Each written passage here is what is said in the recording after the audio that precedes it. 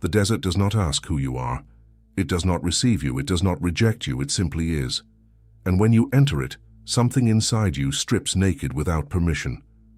Jesus walked toward that emptiness, not because it called him, but because he could no longer stay where he was. The Jordan had been left behind.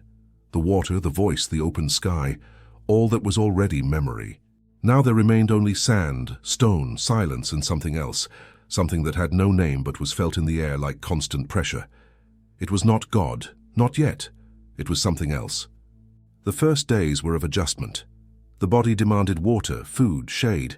The mind tried to order what had happened at the river. But the desert does not allow order. It dismantles certainties with the same ease with which the wind erases footprints. Jesus walked without a fixed direction, not lost, attentive. Each step was deliberate, each breath measured. Hunger arrived soon, not as urgency, as company. It settled in the stomach, then in the head, then in the way of looking at the horizon. Jesus did not fight against it. He let it be. He knew that resisting was not the same as denying. The first night was long. The desert cold is not gentle, it is cutting. Jesus wrapped himself in his cloak, sat against a rock, looked at the stars. They were the same ones he had seen in Nazareth, in Egypt, in every place where he had slept, but here they shone differently, closer, more distant at the same time. He closed his eyes, not to sleep, to listen. The silence of the desert is not absence of sound. It is presence of everything that is normally ignored. The wind brushing the stone, the sand shifting, the heartbeat itself resounding when there is nothing else. Then he felt it, not as a voice, not as a vision, as density. The air changed. Jesus opened his eyes. He saw nothing at first, but he knew he was no longer alone. They were not animals, not men. They were presences, ancient, weary, furious. They moved at the edges of perception, like shadows that need no light to exist. Jesus did not stand up. He did not flee. He remained still, breathing slowly. He knew what they were, not because they had told him, because he recognized them. They were the ones who had fallen, those who had chosen another path and now inhabited the places where God does not speak loudly. The voice came from nowhere and from everywhere. It was not a single voice, they were many overlapping, like a discordant choir. "We know who you are." Jesus did not answer, not because he was afraid, because there was nothing to say yet. "We know what they told you at the river." Silence. "We know you are hungry." Jesus pressed his lips together. The hunger was real, but the voice did not offer food, it offered something worse, it offered reason to use it. "If you are who they say, turn these stones into bread." It is not difficult. You only have to want it. Jesus looked at the stones around him. Small, round, exactly the size of a loaf. The temptation was not in the hunger, it was in the logic. I have power. I have need. Why not use it? Jesus breathed deeply, not because man does not live by bread alone. The voices laughed. It was not joyful laughter, it was bitter recognition. You know the answers. That will not save you from feeling the hunger. The days followed without clear marks. The sun rose, burned, fell. Thirst became heavier than hunger. Jesus found a dry well, went down, touched the bottom with his hands. Nothing, only dust. He sat there below, in the brief shade offered by the stone walls. He closed his eyes. The voices returned, this time closer, more defined. Now they were not a choir, they were individuals. 200, perhaps more, each with his story, each with his fall.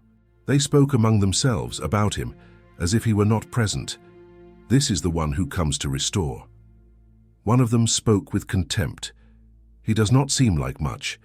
Another replied. None of them do at first. A third voice, older, more weary. It does not matter what he seems. What matters is what he chooses. Jesus opened his eyes. He saw them then, not with total clarity, but with enough definition. Tall figures, deformed, beautiful and broken at the same time. They were not monsters, they were ruins. They had been something glorious, and now were shadows of that. One approached closer than the others. His face was almost human, almost. You do not understand what this is, he said. We did want to do good. We also believed we were right. Jesus looked at him without looking away. And what happened? The being tilted his head. That good without obedience becomes tyranny. Jesus felt an internal blow, not of fear, of recognition. That was the trap. Not evident evil, but good, disconnected from its source. Why are you telling me this? Because we want you to understand. Not all who fall do so out of hatred. Some fall out of impatience. Jesus stood up slowly. He left the well. The sun struck him with renewed force. The figures followed him, not as pursuers, as witnesses. They walked with him for days. They did not always speak. Sometimes they just were. Jesus learned to distinguish them.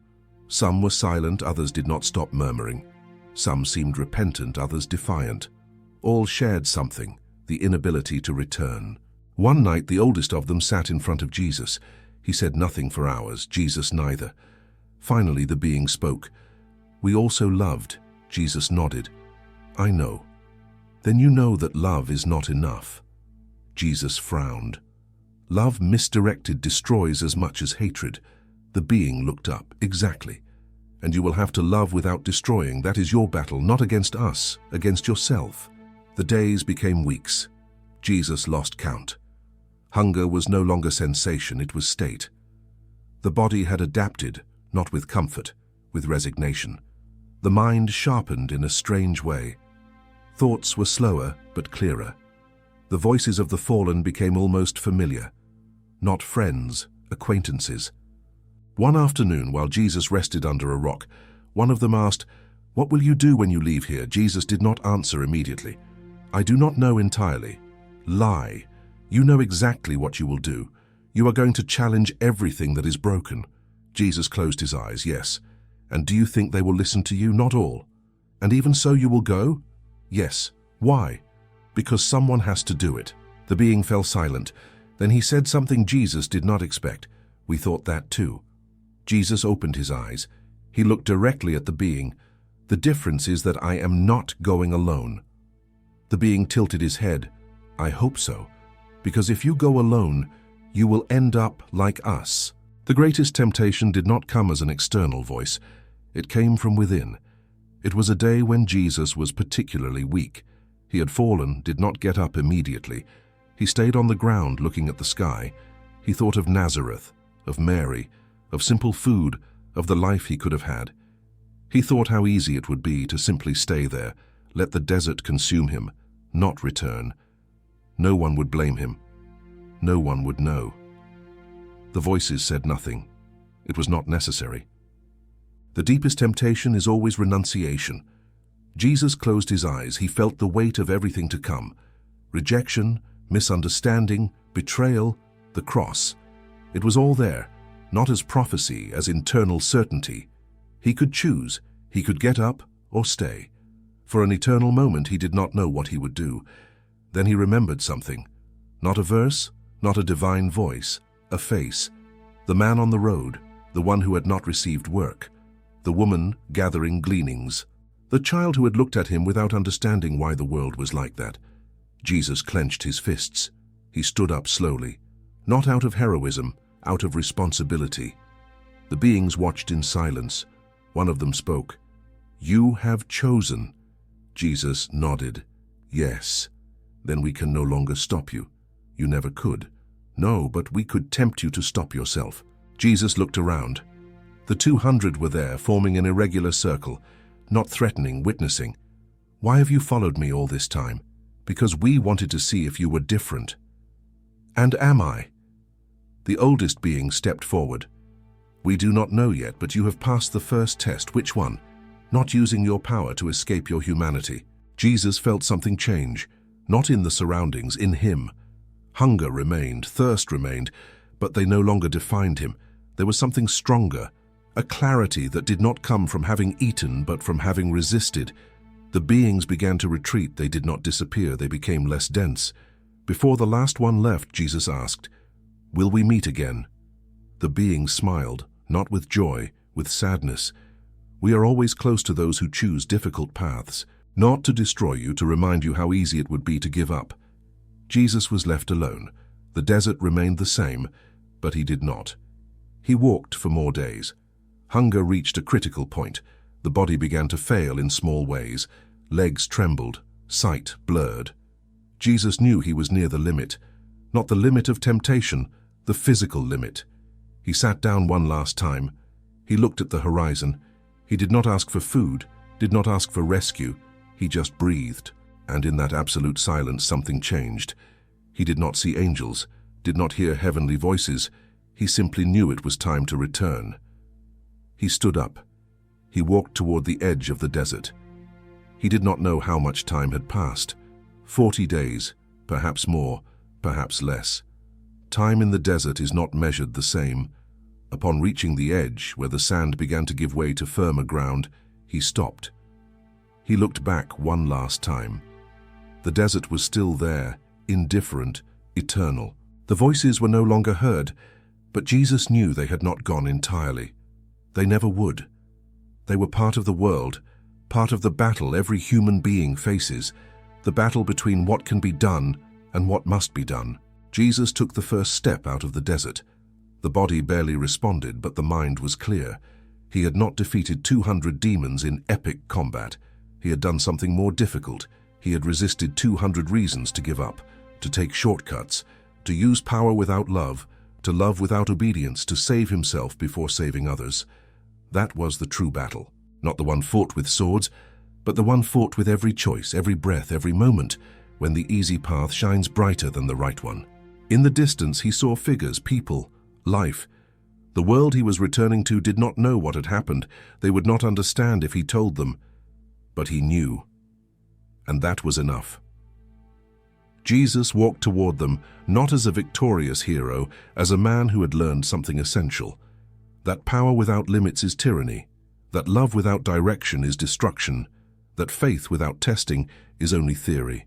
He had been tested not directly by God, but by everything that opposes God. And he had chosen, not once but hundreds of times, every moment of hunger, every voice whispering perfect logic, every memory of abandoned comfort. The desert was left behind, but something of it remained. In the way of looking, in the firmness of the step, in the certainty that some paths cannot be avoided. They can only be walked. And Jesus had just walked the first one.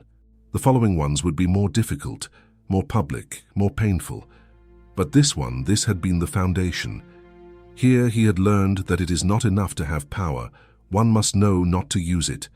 That it is not enough to be right. One must have patience. That it is not enough to love. One must love well. The 200 fallen watched from a distance. Not defeated, not victorious, simply witnesses. One of them murmured, "It has begun." Another replied, "Yes, and now we will see if he makes it to the end." The oldest remained silent. Then he said something the others did not expect. "I hope so, because if he cannot, no one can."